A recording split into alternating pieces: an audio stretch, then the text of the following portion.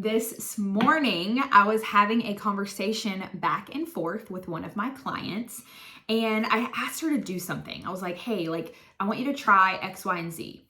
And she said she would be willing to try. She'd be willing to try. What is interesting about the definition of the word try is that it is to make an attempt or an effort to do something. An attempt. So she will attempt it. Has anyone ever asked you to do something and you answered with, I'll try? Do you know what that is when you're telling someone that you'll try something? It's your brain giving you a way out. Words like try actually imply a lack of commitment or readiness to accept failure.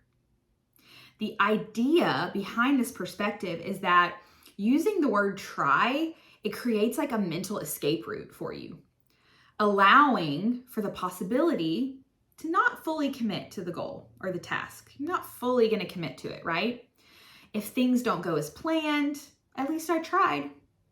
Your brain has given you an exit strategy. I am personally coming up to the end of a commitment in a program where I was supposed to track my macros 7 days a week for 12 weeks. I'm actually in week 12 right now. And I haven't missed a day. Using language like try is just what you're used to. I'm used to it too, right? I'm used to it too. If someone invites you to a party and you're like, I'll try. You say that because you want to give yourself an out in case you can't make it. You don't want to say like, I'll be there. You want to say, I'm going to try and make it. So that way, if you don't make it, you didn't tell them that you same thing with yourself. You're telling yourself you'll try so that in case it doesn't go as planned, you have a way out, right? So when I started this program, this 12-week program, the idea of tracking my macronutrients every single day felt daunting. I was like, gosh, every day? Like this resistance came up in my brain. I was thinking like, what about like if we go out of town on a weekend? Like what if I'm at like my in-laws' house for 2 days? Or what if, Thanksgiving? What about if I go out to a restaurant? Or like what about on the weekends? Like every day for 12 weeks? You see, people tend to stay within their comfort zones where activities are familiar and less challenging, right? The brain wants the path of least resistance. So stepping outside of this comfort zone often triggers this resistance in our brains because it involves facing like an unknown or like a potential discomfort that could be coming, like with this macro tracking. Like it might be uncomfortable if I'm at a restaurant, I don't know how to track it, and my brain has to think hard. That's uncomfortable, right? This fear of failure can also create resistance where, using like a word like try makes it feel better because if and when you fail and you don't track every day for 7 days, then you gave yourself that out. You're like, well, I never committed to it. I just said I would try. If you worry about, not succeeding or meeting expectations, then you might hesitate to engage in challenging tasks, right? The brain is wired to seek immediate rewards.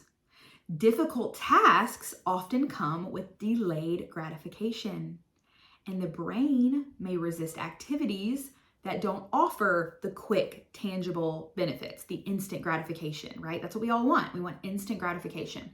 So something that Price Pritchett talks about, and he talks about quantum leaps, and in his book, U Squared, one of the lines he says in this book is, the biggest obstacle to overcoming the odds is never challenging them. The biggest obstacle to overcoming the odds is never challenging them. The odds being the odds that I'm actually going to track 7 days a week. Well, if I don't ever challenge that and say that I'm going to do it, then I'm never going to overcome this obstacle, right? So you might be wondering, like, how did I commit? How did I do it 7 days a week for 12 weeks? And I'll tell you, it's very simple. I decided to do it. I stopped trying. I stopped wanting. I stopped wishing. I decided. The meaning of the word decide comes from the Latin word decidere, which is a combination of two words that mean off and cut, okay? As in, you are cutting off other options not to do it, okay? So on the hard days when it was 8 p.m. and I hadn't tracked a thing for the day, I would sit my butt down for 10 minutes and I would do it. When I would go to a dinner at a restaurant where I didn't really know how to track the food there, I would take a picture of what I ate and I would track it later using my best guess. When it was Thanksgiving and I was at my brother's house for 3 days, where I wasn't really in control of the food, I would track using the knowledge and the skills that I have in the best way that I knew, because I decided. It wasn't a matter of, well, I can't be perfect, so I might as well not do it. I'll just start tracking again when we get back. No, there was no option. The discipline this brought, y'all, oh my God, the discipline this brought in the last 12 weeks to my life, the confidence this brought, the sense of achievement, the momentum, wow. And guess what those things brought? The discipline, the achievement, the commitment, the momentum, an expanded capacity for what I could handle. All of the sudden, tracking every day doesn't seem like that big of a deal, right? It's easy. It's literally just a tool. You don't have to give it the power. You know, like if you are making it such a big deal and obsessing over it and stressing about it, then you're giving the power. If you're talking about how it's hard and it's confusing and it's uncomfortable and it's time consuming, then you are giving that the power. You're giving it your power, right? Even on days when maybe I was way under my macros or maybe I was way over my macros, I had data. I knew what I ate that day. And I could see throughout that collection of data, all that data from weeks and days, how it influenced my results, right? And the cultivation of this discipline, the cultivation of the commitment, the determination, that is what brought me peace, joy, contentment in my days, right? It's not in the body that I'm getting from doing this. It's not at the end goal that is bringing me the joy and the contentment and the happiness, this goal weight or whatever. It's in the daily discipline, the cultivation, the determination, the commitment. That is what's bringing me the calm, the peace, the joy, the contentment. Honestly, I realized there is no end goal. And letting go of the end goal and learning to love the process, that is the point. Growing and changing and trying new uncomfortable things, that is the point. This is where you find yourself. So you may be asking at this point, like, how do I overcome this resistance when someone tells me to do something that's hard? So I'm going to give you a few tangible things that you can do, okay?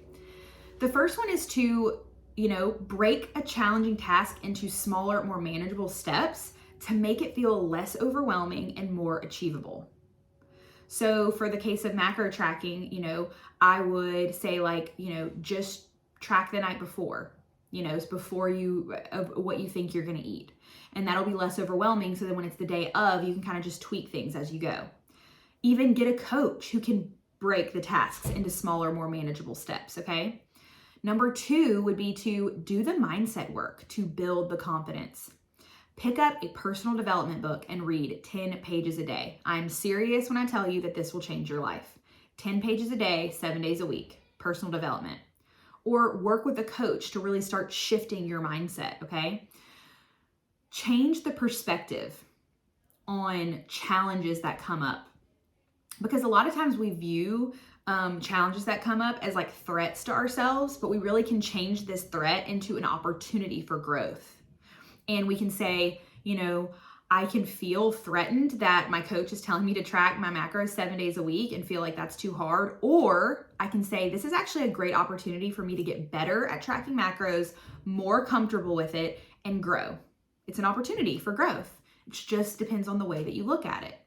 And the way the brain perceives and responds to difficult tasks is in your mindset, right? Another one is just setting realistic goals. Establishing realistic and achievable goals that provide a clear path forward and reduces the fear of failure. And the last thing that you can do is really create a supportive environment.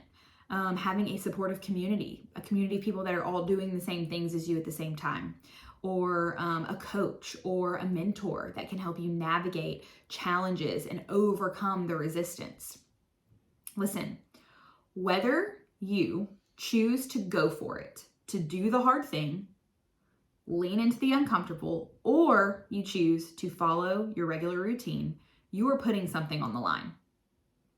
Don't kid yourself thinking that if you stick to your current routine of trying and playing it safe, that this is what gives you the best odds. That is actually the surest way to lose. To some degree, if you want to make change, you do have to move out of this zone of familiarity, security, and comfort. You have to abandon your excuses. It's gonna stretch you. It's gonna feel mentally uncomfortable in your brain, right? And right now you may be having skepticism, listening to this, and that's normal. That's totally normal. Your brain loves to think the way that it has always thought, right? But you thinking that the skepticism in your brain that you're feeling is based on rational thinking and these facts about yourself from like your whole life, that's rooted in mental junk, truly. These doubts are not coming from a place of rational thoughts, of rational thinking. These doubts are coming from a place of habitual thinking, habits. Just as you have physical habits, your brain has a habit of thinking a certain way over and over and over again. You have warped ideas and this flawed evidence about yourself, and you view that as your truth, about your potential, about your worth. But there was a time in your life, maybe as far back as your childhood, when you had faith in yourself. You can find that faith again. Truly you can. I want to end today's video with a little homework. I want you to think about your goals, and I want you to think about the changes that you want to make in your life, right? Maybe it's like hiring a mindset mentor. Maybe it's joining a program like my fat loss program. Whatever the thing is that you are resistant to taking action on, I want you to write 2 columns, okay?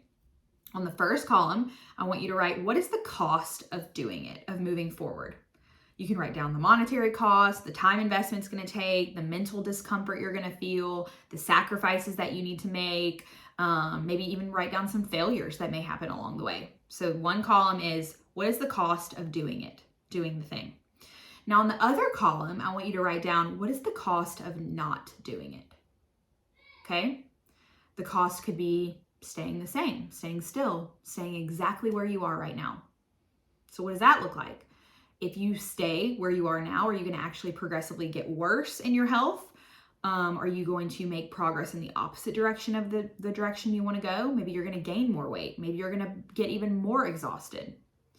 Now I want you to compare the 2 lists, the cost of doing it and the cost of not doing it. And I want you to go to Instagram and send me a DM, and I want to connect there. Thank you so much for watching my video today. If you made it this far, I so appreciate it. Click subscribe and stay tuned for my next video later this week.